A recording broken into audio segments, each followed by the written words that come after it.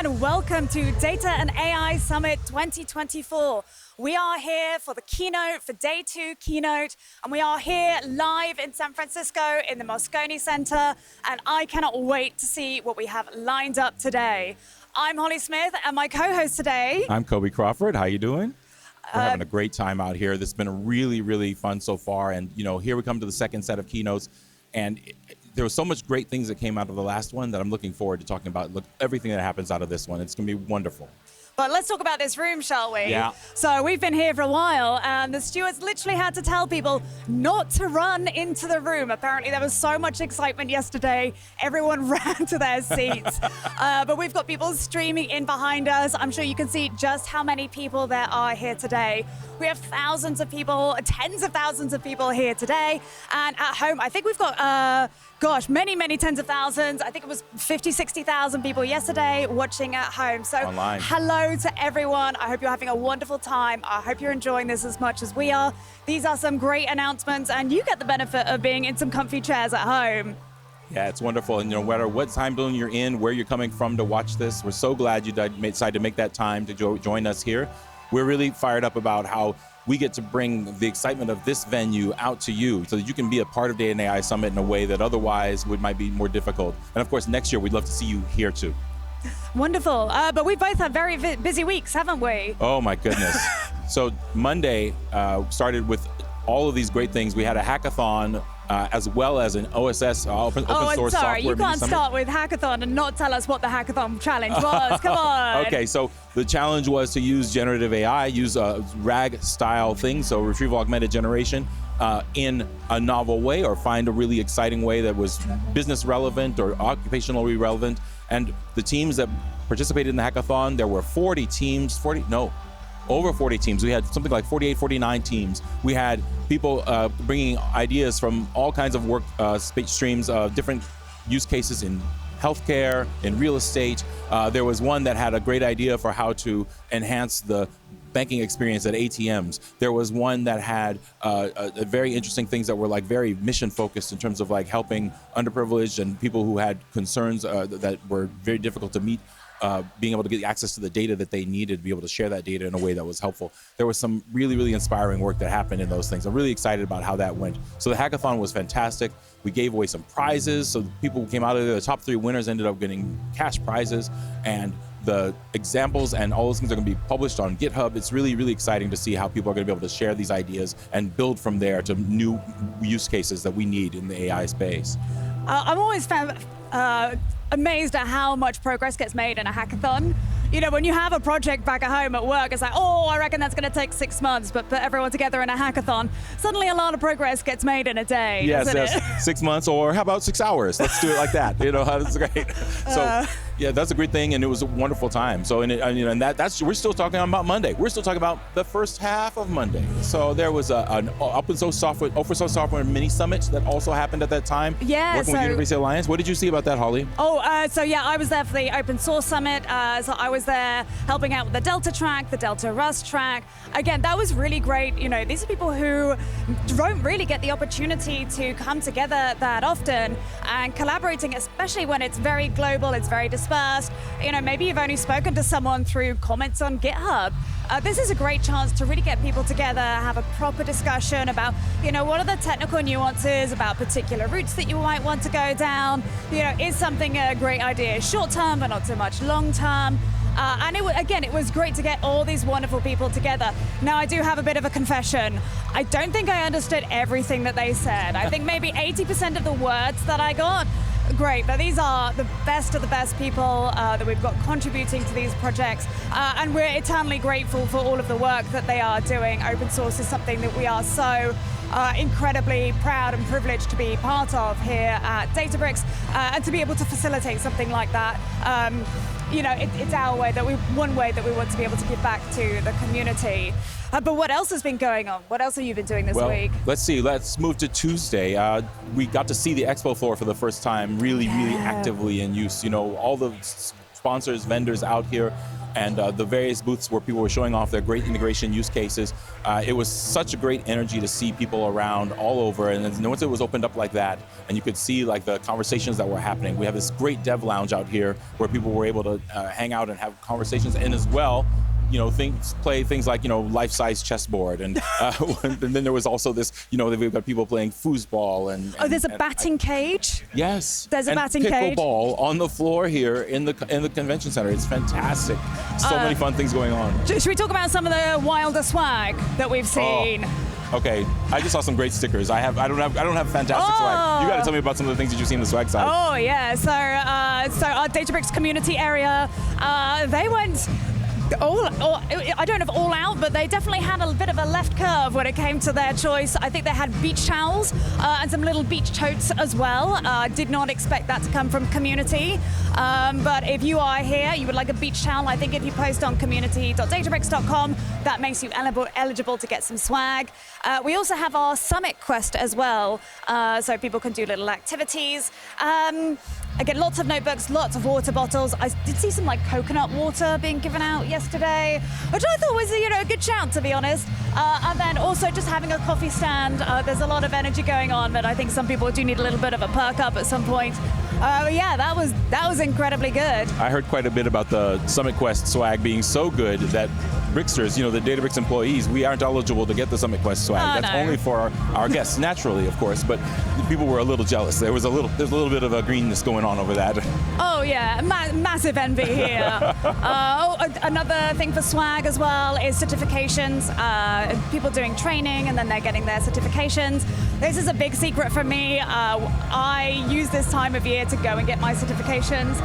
They expire relatively quickly, or maybe I've been at the company for too long, but they expire quite quickly. I want to keep up to date, and it's a great place to be able to go in, kind of get it done, out the way, and if you are a customer, you're eligible to get one of the jackets as well. They are really sweet jackets. They're quite high quality. Nice jackets, yeah. Really something. And certifications and training in general was what a great thing to be doing here at the events, because like once you have the sense of like being at the conference for sort of like just getting a sense of the community, getting connected in this way, it's also such a great time to be able to like go ahead and refresh your technical chops to make sure that you're getting the information that you need, keep up with the latest releases as things get changing. That actually is a great thing to be able to do at a conference like this. And so it's wonderful to have this tied right in. And the whole center that was set up, where the community team is and where all of the training and education part was going on, was so well done. There was a whole section of the Moscone Center in the west pavilion of it that was all dedicated to that work, and everything was done such a nice way that you could imagine if you've done like a certification in just kind of a regular like little side office kind of classroom situation, like this was so much more polished and really beautiful. And it's not just the things that you learn in the training, it's the bits in the breaks in between as well, being able to talk to your peers. Who else is doing similar projects like this? What are the kind of challenges that they're facing that maybe you've been able to solve already? But that's not all that's been going on. I can't believe we've not talked about this. The amount of talks that have been going on. Oh my goodness. We've had hundreds. Honestly, absolutely hundreds. I cannot believe how many have been going on. I think we've crammed more in than were here last year. People were able to pre-book this year, and I think nearly every single one of them that's David Meyer, thank you, has been full. I think every picture that I've seen, it's been absolutely stacked. I spoke to someone yesterday, and after their talk, they had this kind of conga line of people. Their talk was 40 minutes. I think they spent 45 minutes answering questions afterwards. So it's been really great from the talks perspective. All the session talks that I've been really inspired to look at and see also have had people, practitioners actually who have done and delivered the actual work that you want to see done with this platform. So across the board, you get companies coming in talking about their success stories, talking about what's difficult, what's hard, what's easy, figuring out how to find the best of all of these things and really deliver value. So it's really great. One thing for the company itself, for Databricks, to be talking about like, here are the platform, here are the tools that we've given you. Another thing entirely to hear someone else say, and we use those things to deliver business value for our companies. So seeing these session talks has really also been inspiring to sort of know that it's working, that the ecosystem is doing, the great things that we hope to see happen with the products that we make. So it's really fantastic. I'm looking around here and really it's starting to fill up. I was just thinking, like if you got to check out this room, like we've got so many people here, and the energy is still exciting. I'm kind of surprised at how energetic people are here, given they were at the big party last night. But they're here, they're coming in, and we're getting ready for another great keynote, and it's just a fantastic time. I must say there are a few faces I'm seeing who are looking slightly less fresh than they were yesterday. More coffee, please. So I think a good night was had by all. Yeah. But I've just realized we've not properly introduced ourselves yet at all. So Kobie, I'm going to out you here. This is your first in-person Data and AI Summit. Yes. Do you want to tell us why that is? Well, a year ago, we were in the process, me and a bunch of other people, about 80 of us, were in the process of being acquired. It was part of the company that was known as Mosaic ML. And now that we have been acquired, that was something where the acquisition was closed July of last year. We've been integrating the things that Mosaic ML was doing and turning them into Databricks Mosaic AI. And that integration has gone phenomenally well. This isn't my first rodeo. I've been through other acquisitions, and it's been wonderful to be a part of this one because the cultural fit was so good. The alignment in terms of like the goals and objectives of the leadership of each team was really, really like strongly aligned, really ready to go out of the gate, and that made for so many good decisions getting made, so much happening. It was about a month into us being acquired that we were prototyping and delivering like some of the first full platform integrations between some of the Mosaic functionality and some of the things that were like already a part of the Databricks platform. And it's only continued and accelerated from there. The AI team is now actually composed of a lot of the teams that were a part of Mosaic at the beginning, but also a lot of the teams that have been a part of Databricks since before the acquisition. And that integration and that merge has been fantastic. It's really been great to see the company really pull it together like that. So I'm really excited about that. Last year, I watched some of Summit. I watched live from the Lakehouse. I watched this very show remotely, but otherwise was not here or a part of it.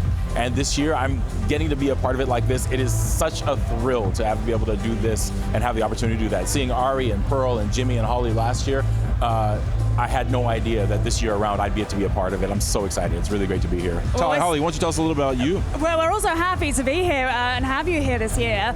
I guess one of the things I'm interested about you joining Databricks is you also get to use the product in anger now.